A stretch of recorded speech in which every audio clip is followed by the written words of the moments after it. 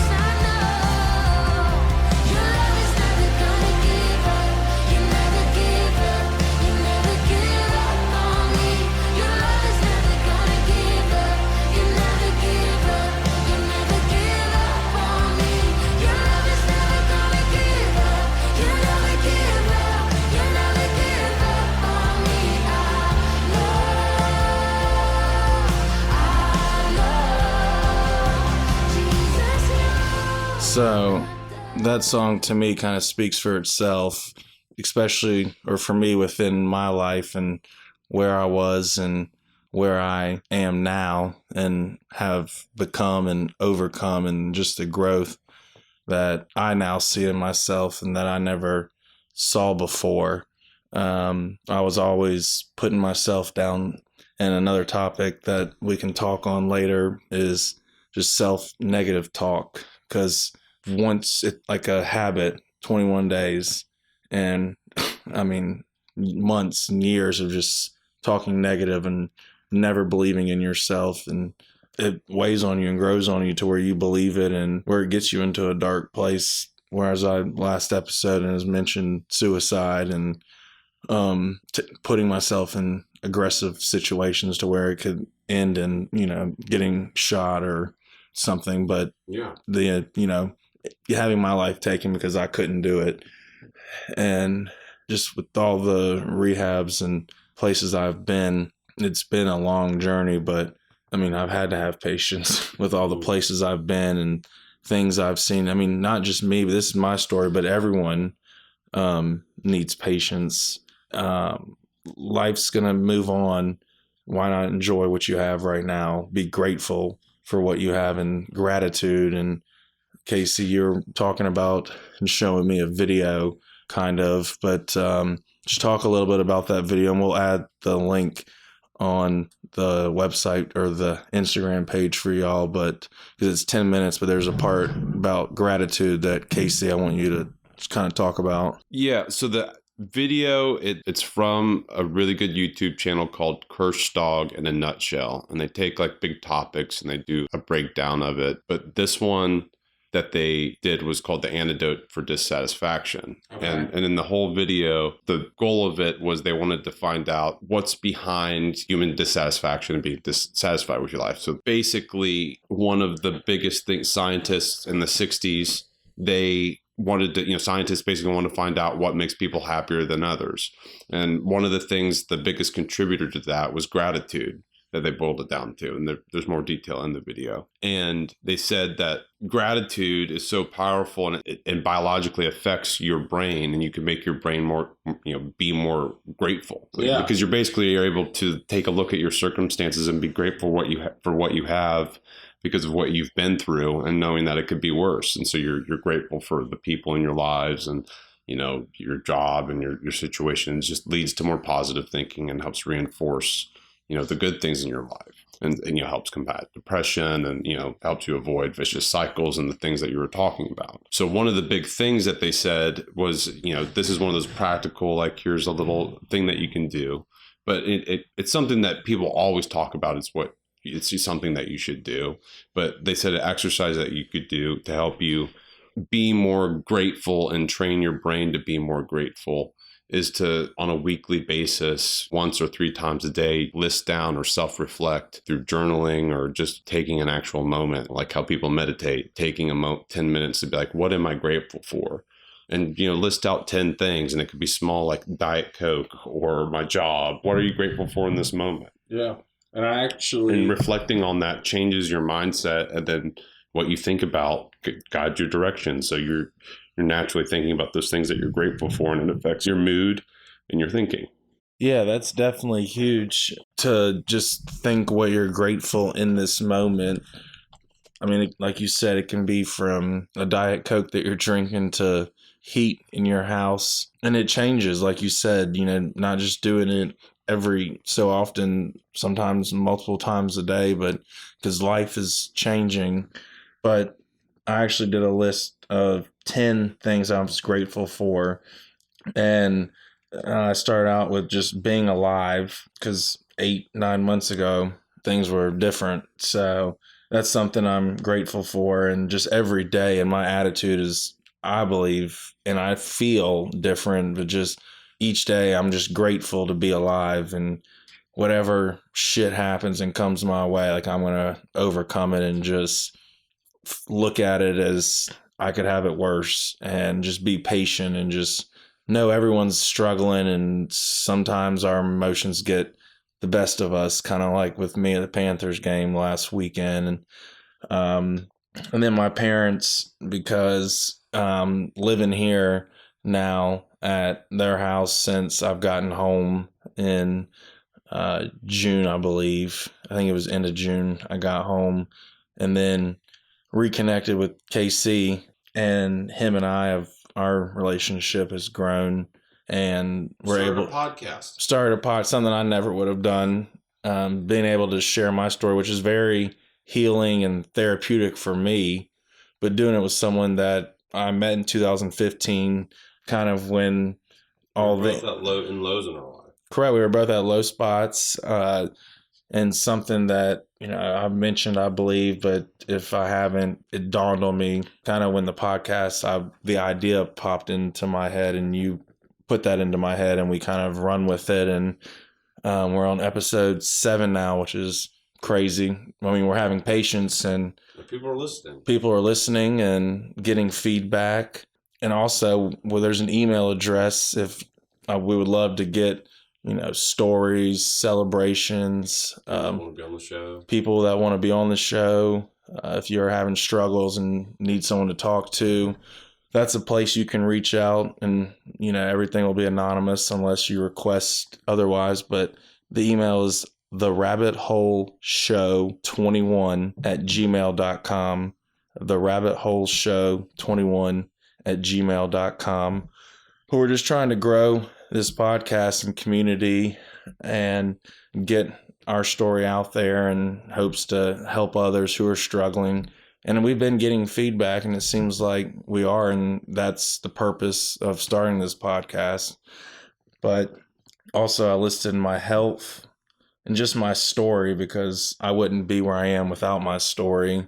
And it wasn't easy, and I don't wish it on anyone, but someone's had it worse than I have, and I just want to use my story to share the struggles and help prevent things that I went through, because I'm a person who has to learn the hard way. Unfortunately, you can tell me and I'm not going to listen, but we always have something to be grateful for. Yeah, honestly. But yeah, a lot of things have happened. We both had struggles, but have been able to help each other, hold each other accountable. And help other people too. And that's all we're trying to do is help other people. And it's been cool. Like when I've been out, I'm able to tell someone a little bit about myself by sharing, hey, we started a podcast, and I believe there's a lot of listeners, hopefully, that I've met that have been listening. Maybe they haven't tuned in. I don't know. But yeah, food to eat.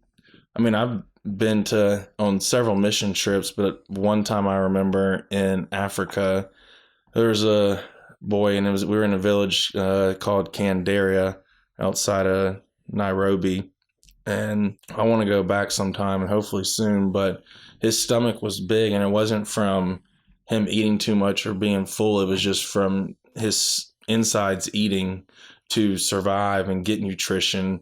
And we gave him bloated. He was bloated, and we gave him food, and he couldn't eat much because his stomach was so small. Even though it was just sad, like we can go to Walmart and get ramen noodles, something that we've all survived on at one point in our life. Yeah. And it's not bad in my eyes, but that's it's less than $1. I mean, it's very cheap to get ramen. If you're homeless, you could scrounge together probably $1 in the day to get ramen. And that's enough. Yeah. And I mean, it's just sad to think that my eyes have seen people who are happier and have more joy and fulfillment in life with a lot less. They're kicking a soda can as a soccer ball. And we have people over here who have more than enough and still can't find joy and satisfaction.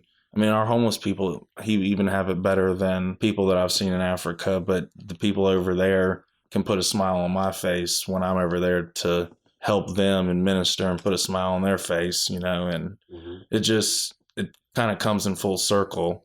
You be grateful for what you have, and you can't take back the past. You can't predict the future. You can forecast and try and plan for it, but it's not always going to go as planned, and it might not even happen. There's so many different variables, and just being grateful for being late to work, even maybe because your car wouldn't start or you hit your alarm and woke up. I mean, that could be a blessing because you could have gotten T-boned in an intersection and your life could have ended, but your time's not ready.